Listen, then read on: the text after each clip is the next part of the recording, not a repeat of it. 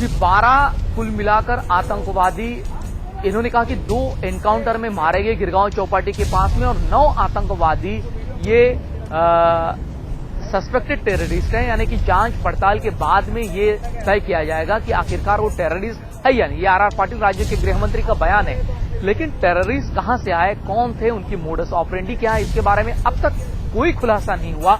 लेकिन ये जरूर बताया गया कि पानी के जरिए ये लोग आए, यानी कि बोट में सवार होकर आए। मतलब 2 पॉइंट साफ तौर पे दिखता है मुंबई में। अगर कि हम आपको बता दें रवि कि अगर ये मरीन ड्राइव का इलाका है पूरी तरह से, और ये सामने अगर दिख रहा है ओबेरॉय टावर, तो क्या पानी बोट में सवार अगर आए होंगे समुद्र में, तो क्या यहां से सीधे मरीन ड्राइव को क्रॉस करते हुए दनादन गोलियां बरसाते हुए वो अंदर ओबेरॉय टावर में गए। और इसी प्रकार का एक साधारणता लोकेशन ताजमहल होटल के पास में भी है, क्योंकि गेटवे ऑफ इंडिया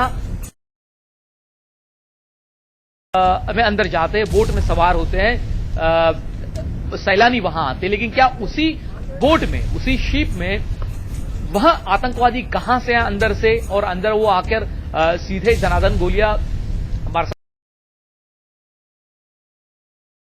आखिरकार आतंकवादियों को बोट से आने की जरूरत कैसे महसूस हुई? अगर बोट जी मनोज, हम एक बार जरा दर्शकों को जो अभी जिन्होंने अपने अपने टीवी सेट ऑन किए हैं उनको बता दें। हम 6 तस्वीरें उनको दिखाएंगे, क्रमवार बताएंगे, क्योंकि घटनाक्रम बेहद तेजी से बदला है। तो क्या क्या कब कब हुआ, ये हम तस्वीरों के जरिए दिखाने की कोशिश करेंगे।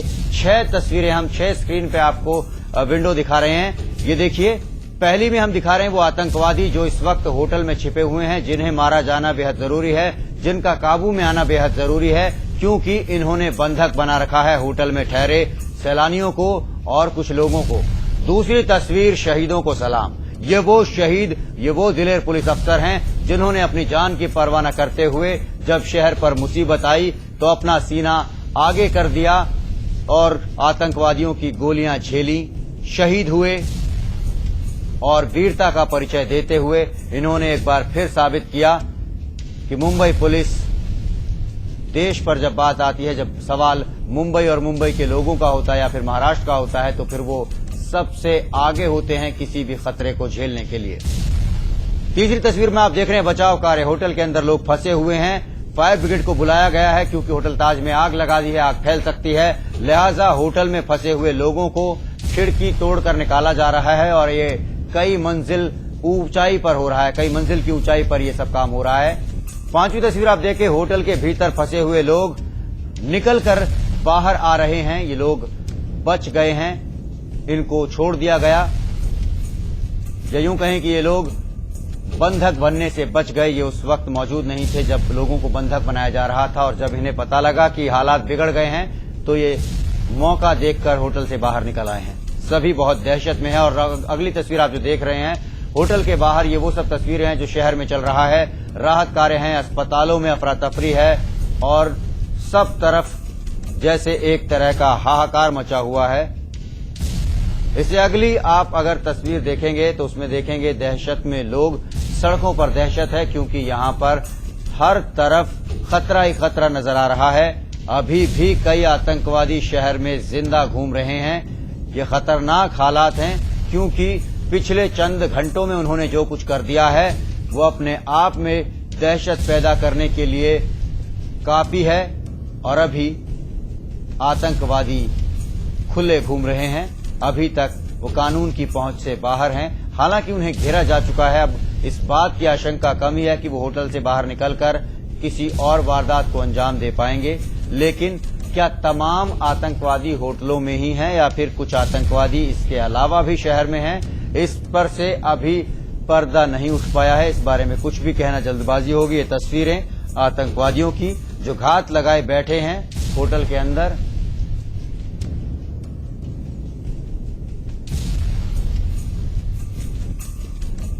इन आतंकवादियों ने बंधक बनाया हुआ है कुछ विदेशी पर्यटकों को, और उनके साथ साथ होटल में ठहरे कुछ भारतीय लोगों को भी।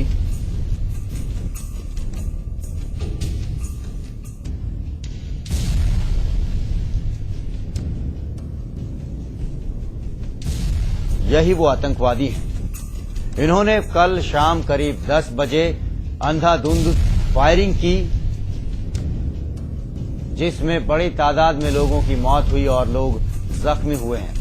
इसके बाद लोग दौड़कर होटल्स में दाखिल हो गए, फायरिंग करते हुए होटलों में दाखिल हुए और फिर इन्होंने आनन फानन में होटल में मौजूद कुछ मेहमानों को, गेस्ट को अपने कब्जे में ले लिया, बंधक बना लिया और उसके बाद से भीतर हैं, जबकि होटल के बाहर चप्पे चप्पे पर पुलिस और तमाम सुरक्षा बल।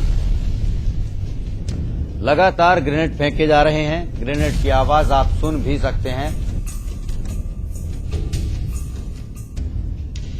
और दूसरी तस्वीर में ये वो लोग हैं जो किसी तरह बचकर होटल से बाहर निकल आए हैं। ये खुशकिस्मत हैं, ये खुशनसीब हैं, क्योंकि ये आतंकवादियों के चंगुल में फंसने से बच गए।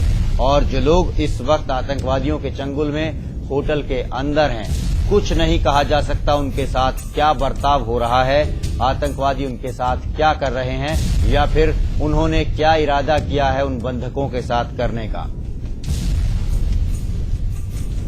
आशा करते हैं कि वो भी जल्द ही छूट जाएंगे, उन्हें भी बचा लिया जाएगा। आतंकवादियों को अपने अंजाम को भुगतना जल्द से जल्द पड़ेगा,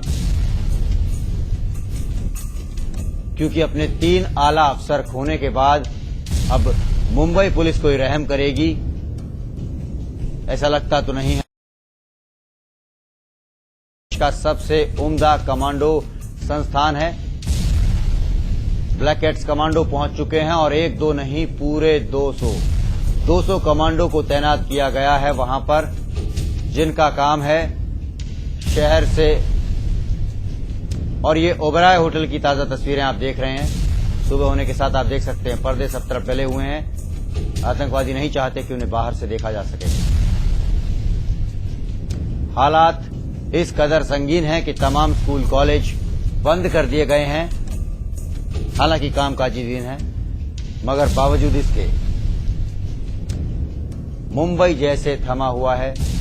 कुछ लोग जरूर सुबह मॉर्निंग वॉक पे निकले, मगर उनमें से ज्यादातर लोग जानते नहीं थे क्या कुछ हो गया है। वो जल्दी सोने वाले लोग शायद, जिन्हें नहीं पता कि बीती रात कयामत की रात थी। मुंबई शहर पर शायद इससे भारी रात अब तक नहीं आई थी।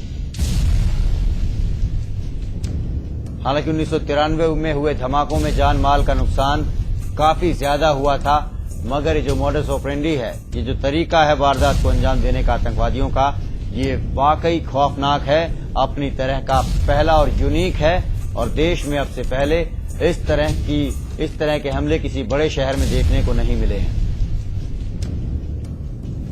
ये हमले एक तरह का संदेश है आतंकवादियों की तरफ से कि वो हर जगह मौजूद हैं, वो नहीं घबराते, रोक सको तो रोक लो। जैसा पिछले दिनों ईमेल्स आए थे जब दिल्ली में, अहमदाबाद में, बेंगलोर में धमाके हुए थे, तो आतंकवादियों ने लगातार मेल भेजे थे धमाका होने से 5 मिनट पहले, और उसमें जो पंच लाइन थी उनकी वो थी, रोक सको तो रोक लो। कुछ वैसा ही मैसेज यहां पर फिर देने की समझना मुश्किल नहीं कि आतंकवादियों के हौसले कितने बुलंद हैं इन दिनों। वो सड़कों पर बंदूक लेकर निकलते हैं, जिस मर्जी पर वो तान देते हैं, गोलियां चलाते हैं और बड़ी तादाद में लोग मारे जाते हैं। इसके बाद वो रुक करते हैं 5 स्टार होटल्स का, कब्जाते हैं उसे, बंधक बनाते हैं वहां पर मेहमानों को होटल में ठहरे, और फिर एक लुका छिपी का खेल सुरक्षा बलों के साथ